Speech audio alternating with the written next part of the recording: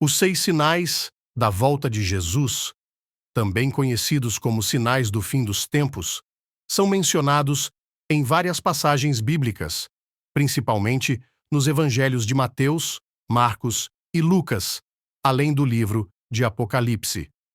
Embora não haja uma lista específica de 7 sinais, muitos estudiosos e teólogos identificam diversos eventos e sinais que apontam para a segunda vinda de Jesus Cristo. Abaixo, uma narrativa que resume alguns desses sinais. Jesus e seus discípulos estavam sentados no Monte das Oliveiras, contemplando o Templo de Jerusalém, enquanto o sol se punha lentamente sobre a cidade. Os discípulos, curiosos e ansiosos, começaram a fazer perguntas a Jesus sobre o futuro e o destino de Jerusalém. Jesus olhou para eles com seriedade, sabendo que era hora de instruí-los sobre os desafios que estavam por vir. Com uma voz calma, mas firme, ele disse: "Cuidado para que ninguém os engane, pois muitos virão em meu nome, dizendo: 'Eu sou o Cristo', e enganarão a muitos." Os discípulos olharam uns para os outros, perplexos com as palavras de Jesus. Pedro, sempre pronto a falar, perguntou: "Mestre, como saberemos quem é verdadeiro e quem é falso? Como saberemos quem é o Cristo?" Jesus olhou para Pedro com compaixão e contínuo. "Vocês ouvirão falar de guerras e rumores de guerras, mas não se assustem. É necessário que essas coisas aconteçam, mas ainda não é o fim. Naquele tempo, muitos serão enganados por falsos profetas e falsos messias, que farão grandes sinais e maravilhas para seduzir, se possível, até os escolhidos. Ele os avisou sobre os sinais que testemunhariam. Se alguém disser: 'Ei, aqui está o Cristo', ou 'Ei, ali está ele', não acreditem, pois surgirão falsos cristos e falsos profetas, que realizarão grandes sinais e maravilhas para, se possível, enganar até os mesmos, os escolhidos de Deus." Os discípulos ouviram atentamente, absorvendo as palavras de Jesus, enquanto o crepúsculo envolvia o Monte das Oliveiras. Eles entenderam que o caminho à frente seria difícil e cheio de desafios, mas confiaram nas palavras do seu mestre. Jesus concluiu suas palavras dizendo-lhes: "Portanto, ficar alertas e vigiem, pois vocês não sabem o dia nem a hora em que o Filho do Homem virá, mas permanecerem firmes na fé, pois eu estarei convosco até o fim dos tempos." Os discípulos, agora mais conscientes da responsabilidade que lhes foi confiada, concordaram em seguir as palavras e os ensinamentos de Jesus, sabendo que ele os guiaria através de todas as adversidades, mesmo diante do engano e da falsidade que poderiam encontrar pelo caminho. 2. Guerras e rumores de guerra. Vocês ouvirão falar de guerras e rumores de guerras, mas não tenham medo.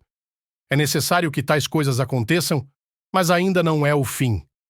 Nação se levantará contra nação e reino contra reino. Haverá fomes e terremotos em vários lugares. Tudo isso será o início das dores.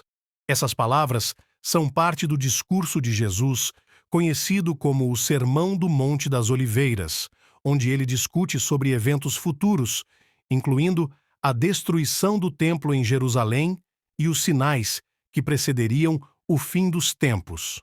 A mensagem central é que, apesar dos desafios e tribulações, os seguidores de Jesus não devem ficar desesperados, pois esses eventos são parte do plano divino e precedem a chegada do reino de Deus.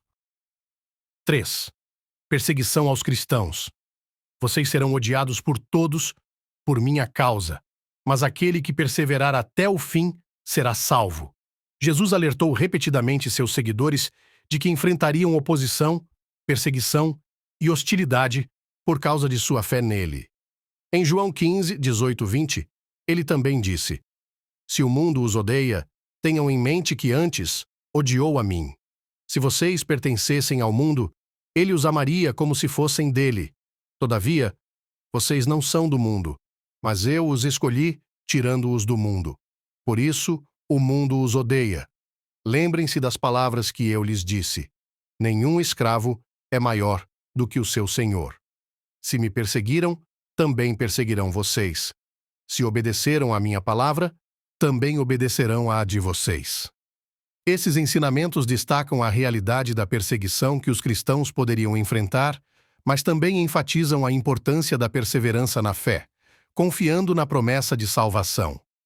Esses aspectos são fundamentais para a compreensão da vida cristã, especialmente em contextos onde os seguidores de Jesus enfrentam desafios e hostilidades. 4. O aumento do pecado. E por se multiplicar a iniquidade, o amor de muitos esfriará. Neste contexto, Jesus está falando aos seus discípulos sobre os sinais do fim dos tempos e o período que antecederá sua segunda vinda. Ele alerta sobre a crescente iniquidade, ou seja, o aumento da maldade e injustiça na sociedade. A profecia sugere que, à medida que a iniquidade se intensifica, o amor de muitas pessoas esfriará. Isso pode ser interpretado como uma advertência sobre a perda da compaixão, empatia e amor ao próximo em meio a um ambiente caracterizado pela crescente maldade. Essa passagem tem sido interpretada de várias maneiras ao longo da história e pode ter diferentes significados para diferentes tradições e correntes teológicas. Alguns a veem como uma descrição profética de eventos futuros, enquanto outros podem considerá-la como uma lição moral sobre a importância de permanecer fiel aos princípios do amor e compaixão, mesmo em tempos difíceis. 5. O Evangelho será pregado a todo o mundo. A afirmação de Jesus sobre pregar o Evangelho a todo o mundo é encontrada em vários versículos na Bíblia, especialmente nos Evangelhos. Um exemplo claro é encontrado no Evangelho de Mateus, capítulo 28, versículos 18 a 20, conhecido como a Grande Comissão. Jesus, aproximando-se, falou-lhes dizendo: Toda a autoridade me foi dada no céu e na terra. Ide, portanto, fazei discípulos de todas as nações, batizando-os em nome do Pai e do Filho e do Espírito Santo, ensinando-os a observar todas as coisas que vos tenho ordenado, e eis que estou convosco todos os dias, até a consumação do século. Essa instrução de Jesus destaca a importância de espalhar o Evangelho para todas as nações, fazendo discípulos e ensinando-os a seguir os mandamentos de Jesus. Essa comissão é considerada um dos pilares fundamentais da missão cristã de compartilhar a mensagem do Evangelho com o mundo inteiro. 6. Sinais no céu e na terra. Logo depois da tribulação daqueles dias, o sol escurecerá, a lua não dará a sua claridade, as estrelas cairão do céu e os poderes celestes serão abalados. Então, aparecerá no céu o sinal do Filho do Homem, e todas as nações da terra se lamentarão e verão o Filho do Homem vindo nas nuvens do céu com poder e grande glória.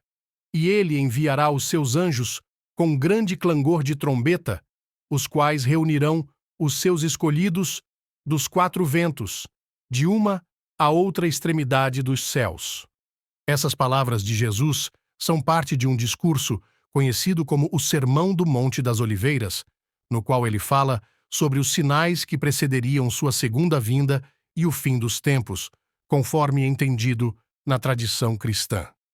Esses sinais incluem eventos cósmicos e terrestres que sinalizariam a iminência do retorno de Cristo e o julgamento final.